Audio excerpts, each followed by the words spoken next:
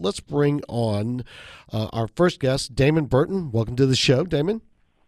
Hey, great to be back. Thanks, Michael. I'm glad you're here. I want everybody to know we're forming a relationship with Damon, and he's going to help us get to the top of the Google search engines for our business, right?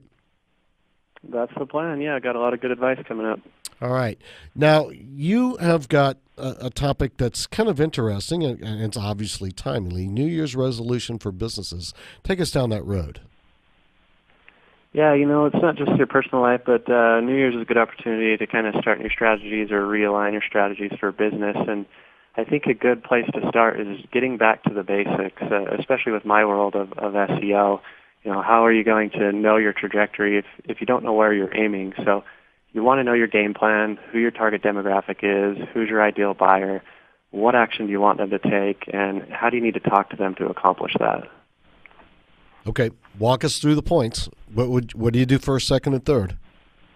First, you want to figure out your target demographic, so you can do that by analyzing your existing customer base or forecasting who you want to be your target base, and then finding out what information you need to present to them, and then streamline that with your other strategies, whether it's SEO, social media, and really build a branding package for yourself to be consistent across your communication to your target demographic after you establish who it is you want to speak to. Okay, now Ed, don't be silent on this one because Ed's always got a lot of questions to bring on. Let's turn Ed's mic on. Okay, go ahead. Come on, jump in there, Ed. Hi, Damon. Ed Baxter, Bison Creek Capital. One of the interesting things about SEO, because there are a lot of people involved in that business, and there's different people who have both positive and negative images or ideas about the SEO world and the ability to quote unquote push organically any particular type of website or data product to the top of the search level. What would you say to people who would have skepticism about how that works? Yeah, it's a common question. I just had a meeting this morning with an Inc. 5000 company, and same kind of concerns come up. People get burned. People have bad experiences, and unfortunately, it comes with the territory in SEO. And where that stems from is usually dealing with SEO companies that haven't evolved. The processes that used to work years ago no longer do, but there's still people out pitching the process because they haven't evolved or they don't know better. And so that happens a lot. So to kind of, for businesses to learn from others' mistakes, what they want to do is vet the SEO companies. A lot of them are going to have shiny, polished salesmen, so you want to kind of cut through that and go for testimonials, ask for reviews, ask their processes. And one thing that I always say, if they start telling you their processes are proprietary, then that's an immediate red flag. You want somebody that can be transparent about exactly what they're going to do and how they're going to do it.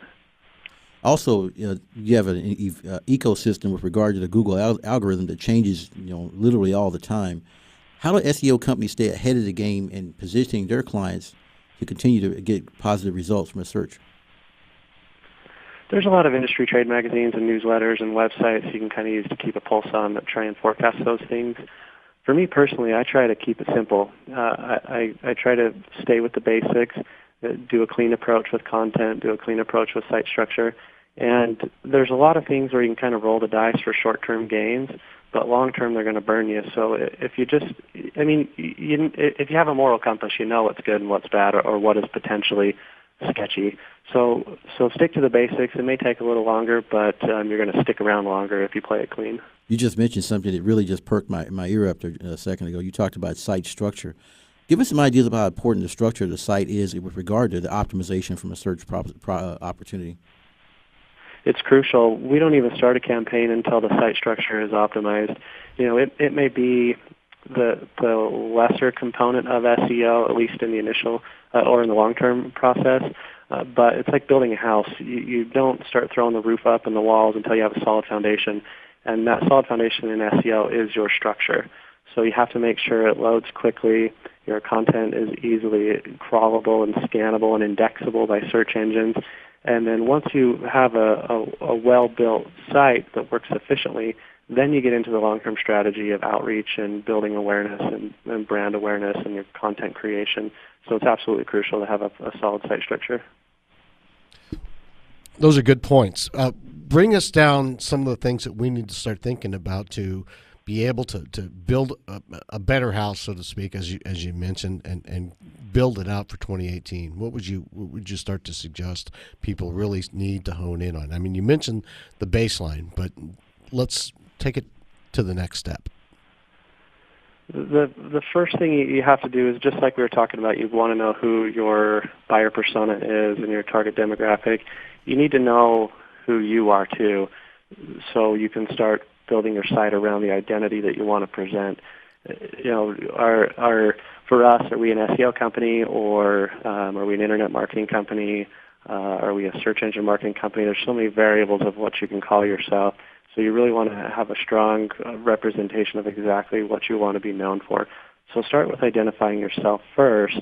Then from there, you can start to build out your value propositions, why you're better at whatever it is you've identified that you want to present yourself as, and then build your site and content around exactly who you want to present yourself as.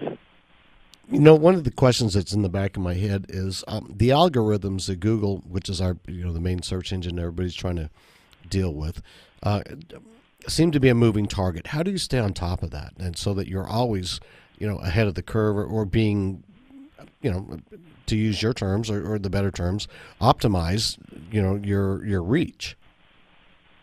The first place you want to start is, I have somewhat of a tin hat, so it goes back to how we're saying if there's that moral compass and it sounds like the tactic that you're getting into might be a little sketchy, then it probably is. It may pay off initially, but long term you're going to get delisted or blacklisted from Google. So the first starting point is, play it safe and go for the long-term payoff. And then the next thing is, if you can identify a pattern in how you're building content, and you're copying content from other websites to cut corners, or you're acquiring links and getting other websites to link to you through cutting corners.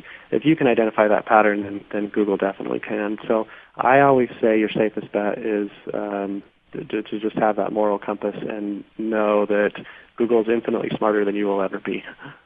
They are pretty smart. I guess we have about a minute or so left here. What is the most important thing when it comes to SEO or search engine optimization in building a website? If you were to pin one thing, what would be the most important? Consistency, and that comes in a couple different tangents. Consistency in having patience. Again, SEO is a long-term play. Consistency in your branding. You have to be able to represent yourself properly across your website, and then that spins off into other things between Facebook, Twitter, LinkedIn, Instagram, Snapchat, all those other ways to connect with leads. It's impossible to effectively communicate with them without a branded content strategy. So patience in your strategy, consistency in your strategy, and consistency in how you present it. Well put. Okay, we're going to have to end it there. Damon, thanks for being a guest on the show, and you'll be back next week where we're going to walk through some more topics. I think next week we're going to talk about National Thank You Month. Is that right? Yeah, January is a good time to start over and a good time to say thanks. All right, Damon, thanks for being here. Appreciate it. Thank you. You're welcome. Damon Burton, President, SEO National, SEOnational.com.